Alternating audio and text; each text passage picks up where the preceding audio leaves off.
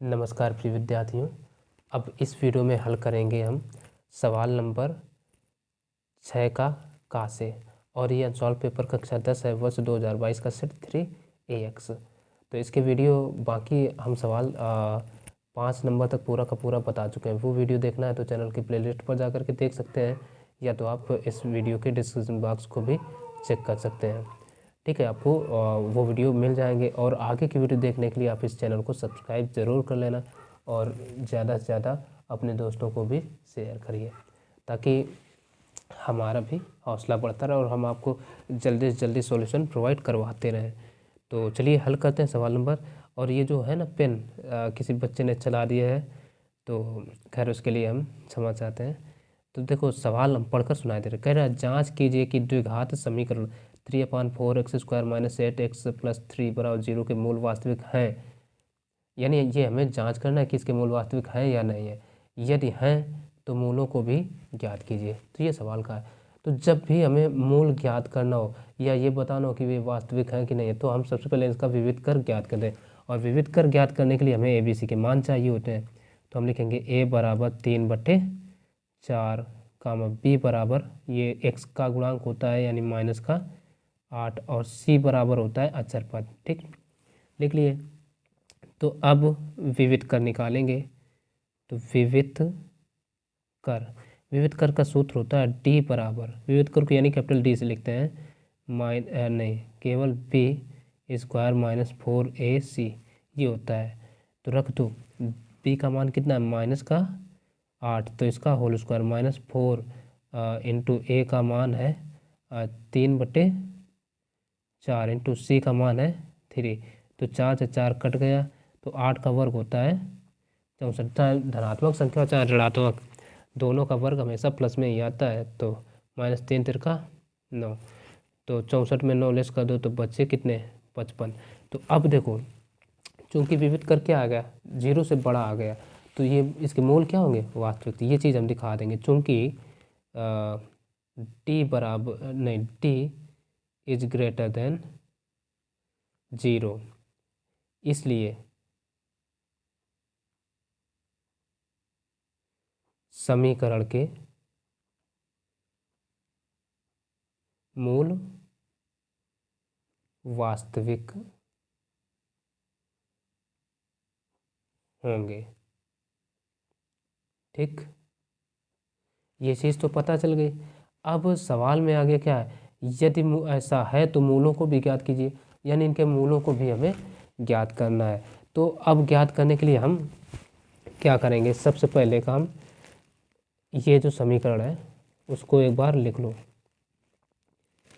तो समीकरण तो लिखा ही है और ABC के मान भी निकले हैं। तो हम क्या करें, इसी को एक बार सीरीधराचार से हल कर लेते हैं। ठीक है ना, ऐसे फैक्टर तो संभव नहीं है, होंगे नहीं, तो हम सीरीधराचार सूत्र से ये लगा दे रहे हैं।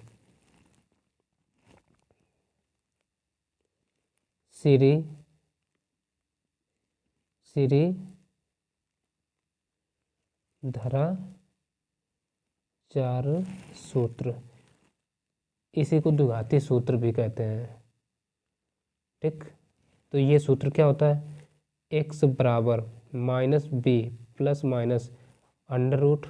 √b² - 4AC और पूरे के बटे 2a होता है। तो ये ध्यान रखिए, यहाँ से -20 लेकर के पूरे के बटे 2a होता है। ठीक, तो अब रख दो मान -b का मान कितना है, देखो -8 है, तो हम रखेंगे -8, फिर प्लस माइनस √b², तो b² - 4AC अपॉन 2a, तो b² का ही तो ये देखो b² - 4AC का ही तो मान ये 55 निकला है। तो ये हम क्यों दोबारा करें, उठा करके सीधे रख दें 55, और पूरे के बटे क्या है 2a, तो 2 इंटू a का मान कितना है 3/4, तो 3/4 ये रख दें, है ना भाई। a का मान कितना है 3/4 ही तो है, तो 2 एकम 2, 2 दूना 4, ये कटेगा। तो ये हो जाएगा हमारा माइनस माइनस प्लस यानी 8, और ये प्लस माइनस अंडर रूट ये कितना है 55 और पूरक बटे 3/2, 3/2। अब चाहो तो इसको अलग अलग बटे भी कर लो, ना चाहो तो यही मान होगा, कौन ज़्यादा समय लगाए, हम यहीं लिख देते हैं। ठीक, अलग अलग बटे करते तो 8/3/2 होता, 2 का गुणा ऊपर जाता, ठीक है ना। तो यहीं लिख दो, क्योंकि ये 2 मान आ गए, एक प्लस का एक माइनस का। तो ये सवाल हो गया इसका 6वें का पहला। और ये जो 6वां सवाल भी है, प्रत्येक सवाल 4 अंक का होता है। तो अब अगला सवाल देखेंगे। अब जो अगला सवाल है वो कह रहा है किसी मीनार के आधार से एक ही सरल रेखा में ए तथा बी दूरी पर स्थित दो बिंदुओं ए तथा बी से देखने पर मीनार के शिखर के उन्नयन कोण एक दूसरे के कोटि पूरक हैं। सिद्ध कीजिए कि मीनार की ऊंचाई √AB है और a बराबर 18 मीटर तथा b बराबर, तो मीनार की ऊंचाई भी ज्ञात कीजिए।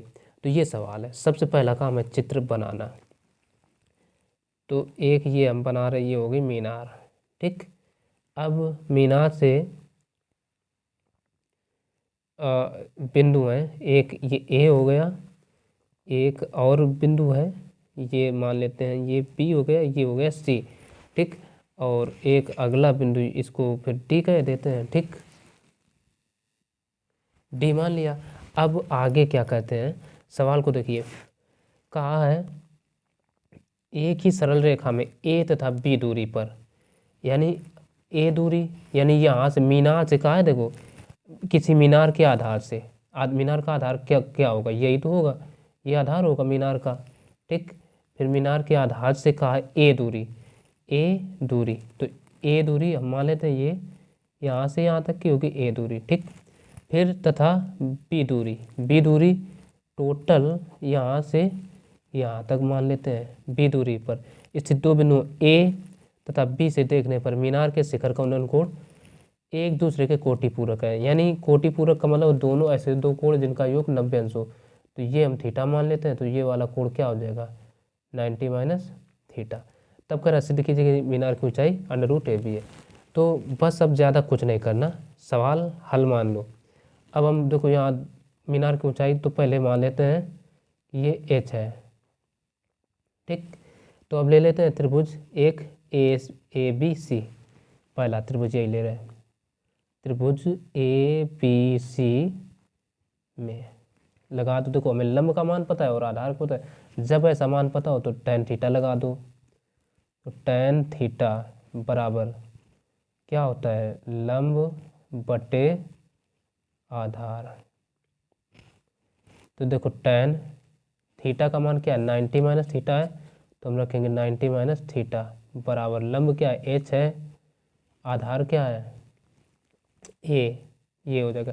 तो tan 90 माइनस थीटा बराबर क्या होता है, काट थीटा। तो काट थीटा बराबर आ जाएगा h/a, और ये हो गया समीकरण 1। अब एक बार ये ले लो त्रिभुज ADC, त्रिभुज ADC में, तो देखो ADC में इसमें भी ये लंब का मान पता और ये आधार का पता है, तो लगा दो tan। तो tan थीटा बराबर सूत्र वही लंब बटे आधार। तो इसमें लंब tan थीटा, तो थीटा ही है, तो tan थीटा रखेंगे। लंब क्या है, लंब h है, आधार क्या है, b है। समीकरण हो गया 2। अब क्या करो, समीकरण 1 और 2 का करा दो गुणा। तो हम लिखेंगे समीकरण 1 × 2, यानी 1 और 2 का गुणा करने पर तो 1 है काट थीटा इंटू दूसरा क्या है, देखो बाई चीज़ बाई और दायां दाईं ओर हो, यही होता है गुणा। तो दूसरा है tan थीटा बराबर ये h/a इंटू ये h/b, ये हो गया। अब देखो काट को हम tan में ही बदले ले रहे हैं, तो काट को tan में बदलेंगे, तो ये इसको लिख लेंगे 1/tan थीटा इंटू ये tan थीटा ही लिखा है बराबर ऊपर ऊपर का गुणा, यानी h² का b में, तो AB, ये हो गया। tan से tan कैंसिल आउट, AB का इधर गुणा करा दो, तो AB बराबर कितना आ जाएगा, h²। ठीक, तो h बराबर √, ए बी, ये आ गया, और यही तो हमें प्रूव करना था। तो एक चीज़ तो ये प्रूव्ड हो गई। अब थोड़ा सवाल आगे और देख लो। कह रहा है यदि a बराबर 18 तथा b बराबर 32 मीटर तो मीनार की ऊंचाई ज्ञात कीजिए। तो ये भी लिख लेते हैं। यदि a बराबर 18 व b बराबर 32 तब मीनार की ऊंचाई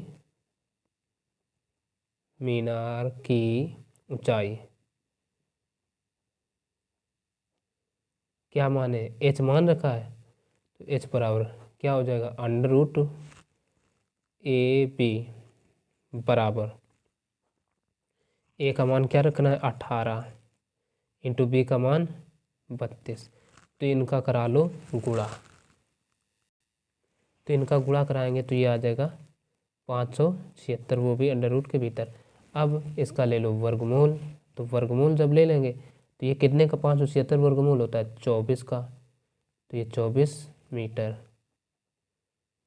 ये क्या हो जाएगा, इस सवाल का आंसर हो जाएगा। तो यही लिख देंगे आंसर।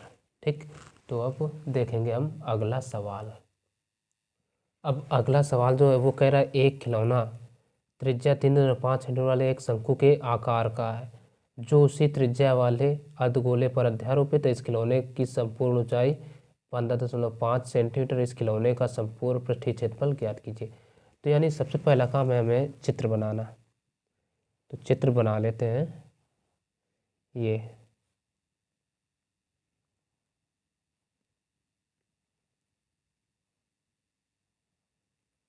ठीक, ये अब ये क्या कहा है, एक अर्धगोले पर अध्यारोपित है, तो ये चित्र बन गया। अब क्या कहा है, शंकु एक खिलौना त्रिज्या 3.5, यानी त्रिज्या में दे रखे हैं कितने 3.5, ये हो गए 3.5। ठीक, चित्र बन गया। अब कहा है वाले एक शंकु के आकार का है जो उसी त्रिज्या वाले एक अर्धगोले पर अध्यारोपित है, यानी अर्धगोले की भी त्रिज्या क्या हो जाएगी, यही हो जाएगी। अच्छा, अगर यहाँ से यहाँ तक की भी गोले की माप कर देखें तो ये भी तो 3.5 ही होगी ना, क्योंकि गोले की त्रिज्या तो समान होती है, ऊंचाई और त्रिज्या बराबर है होती है ना अर्धगोले की, तो ये इतनी हो जाएगी। अब आगे क्या कह रहा है, जो उसी त्रिज्या वाले एक अर्धगोले पर अध्यारोपित खिलौने की संपूर्ण ऊंचाई 15.5 सेंटीमीटर। अब यहाँ से यहाँ तक की ऊंचाई जो है कितनी है 15.5 सेंटीमीटर, ये यहाँ से यहाँ तक की, समझना। तो अब देखो 3.5 तो यहाँ से यहाँ तक की हो गई, तो इतने 15.5 में 3.5 लेस कर दो तो ये कितने बचेगी, टोटल 12 यहाँ से बचेगी। ठीक, ये हो गया, चित्र बन गया। अब जो बचा लिख ले तो देखो जो गोले की त्रिज्या होगी वही शंकु की त्रिज्या होगी, तो हम लिख लेंगे शंकु की त्रिज्या बराबर गोले की त्रिज्या बराबर क्या माने आर बराबर कितनी हो जाएगी 3.5 सेंटीमीटर। और 3.5 को कभी भी मिले तो कन्वर्ट कर लो 7/2 में, ठीक है ना, आसान रहेगा। ये हो गया। अब गोले का हो गया। अब शंकु की ऊंचाई क्या होगी, शंकु की ऊंचाई बराबर, शंकु की ऊंचाई को हम h लिख रहे हैं, h बराबर कितनी हो जाएगी 15.5 माइनस 3.5, तो बराबर कितनी आएगी ये 12 सेंटीमीटर आ गई। अब कहा है इसका संपूर्ण पृष्ठीय क्षेत्रफल। तो संपूर्ण पृष्ठीय क्षेत्रफल ज्ञात करने के लिए हमें, क्योंकि ये शंकु है, शंकु में एल की ज़रूरत पड़ती है, तो एल निकालना पड़ेगा। ठीक, तो एल बराबर निकाल लेते हैं। तो एल बराबर सूत्र क्या होता है, under root h² plus r², है ना, चूंकि सूत्र होता है शंकु के क्षेत्रफल का पाई r l, तो एल इसलिए निकाल रहे हैं। तो एच कितना है, एच है 12 का स्क्वायर प्लस आर है 7/2, तो 7/2 का होल स्क्वायर। तो ये 12 पर हम 144 प्लस 7×7 = 49/4, इनका गुणा करा दो। 144 4 चौको 16, 4 चौको 16 1 17, 4 एकम 4 1 5 प्लस 49/4, ये इतना आ गया। तो इसको हम लिख सकते हैं बराबर एल बराबर, इनको ऐड कर दो तो ये आ जाएगा 625/4। तो इसका वर्गमूल ले लो तो आ जाएगा ये 625, मतलब कहने का 625 होता है 25 का 25/2, या इसी को हम कह सकते हैं 12.5 सेंटीमीटर। ये एल आ गई। तो अब लगा दो सूत्र, शंकु का वक्रपृष्ठ निकाल लो। शंकु का वक्रपृष्ठीय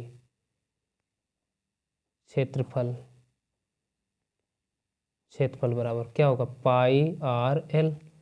तो रख दो मान, पाई का मान 22/7 इंटू आर का मान दे रखें 7/2 इंटू एल, ये निकला 12.5 रखो या 25/, चलो हम 25/2 रख रहे हैं, ठीक है ना। तो 2 से इसको काटो 11 और 7 से इस 7 को काटो, तो ये इनका करा लो गुणा।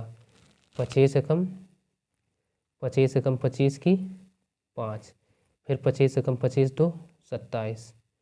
भाई देखो 25 एकम 25 की 5, फिर 25 एकम 25 और 2 27, यानी 275/2, इतना लगभग आया। तो जी हाँ, जब हम इसको डिवाइड करेंगे तो ये आ जाएगा 137.5, 137.5 और सेंटीमीटर स्क्वायर चूँकि क्षेत्रफल है, ये आ गया।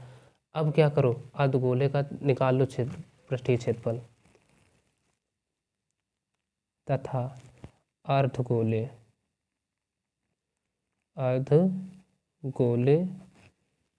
का पृष्ठीय क्षेत्रफल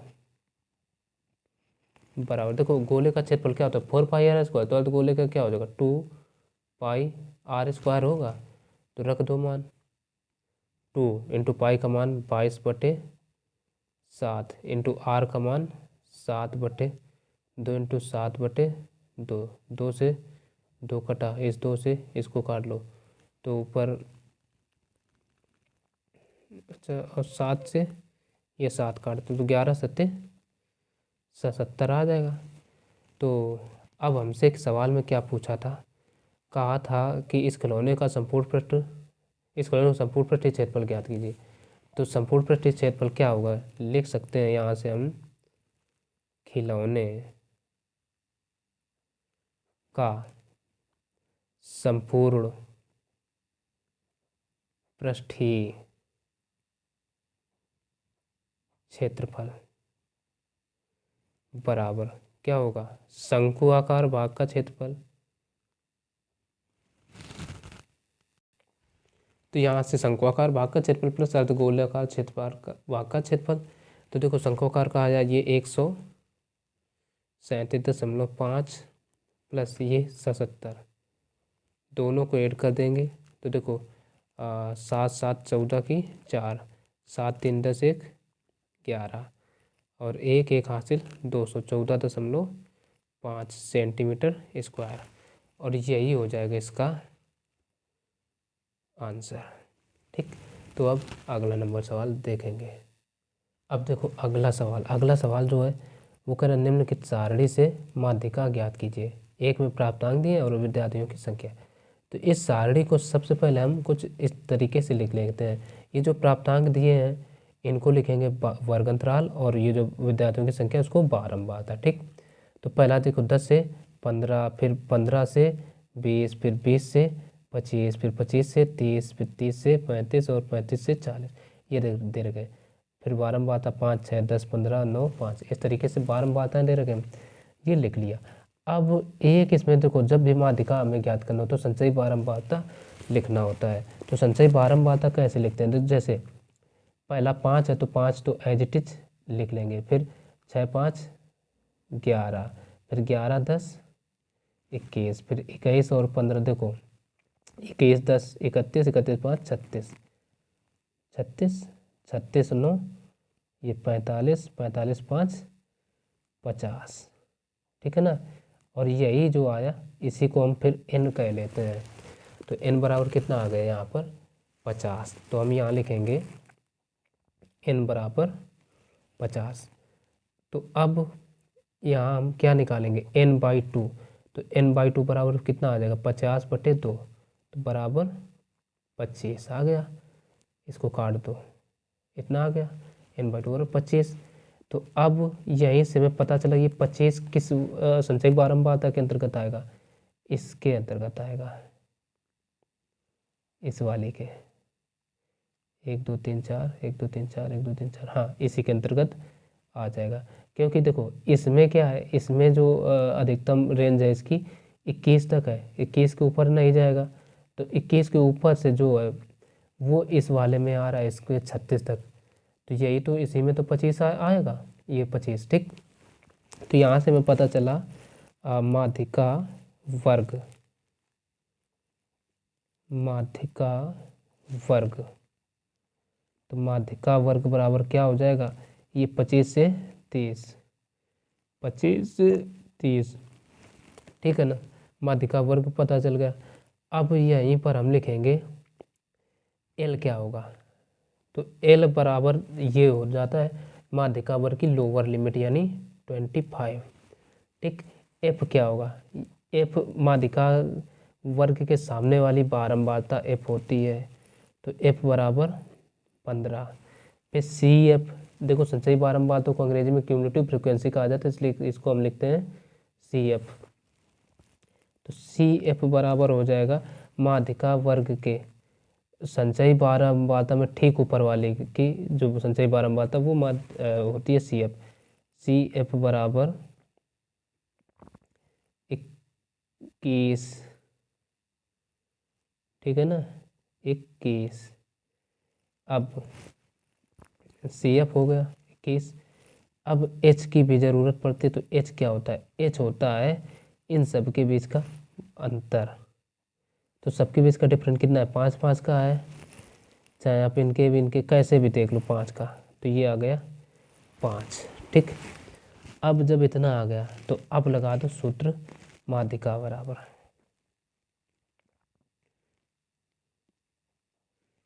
माध्यिका बराबर सूत्र होता है L plus n/2 minus CF अपान F इंटू H, ये सूत्र होता है, याद रखना, ठीक। और कौन सी चीज़ कैसे निकलते ये भी याद रखिए। तो L बराबर देखो 25 प्लस n/2 कितना निकला 25, तो 25 माइनस CF भी 21 है, तो 21 अपान F कितना है, F है 15 इंटू H 5, 5 कम 5 5 15, तो ये आ जाएगा 25 प्लस 21 में 25 में 21 लेस कर दो, बचे कितने 4/3। तो ये 25 प्लस 3 से 4 में भाग दो, 3 एकम 3 और 1 बचा, फिर 3 तिरका 9, 3 तिरका 9 8 कर दो, 25 1 26, 26.33, और यही हो जाएगी इसकी जो माध्यिका है यानी आंसर, ठीक। तो आशा है ये वीडियो भी आपको अच्छे से समझ में आया होगा। तो इस वीडियो को लाइक कर देना ज़्यादा से ज़्यादा और सब्सक्राइब भी कर लेना चैनल को, और अपने दोस्तों को भी आगे शेयर ज़रूर करिए।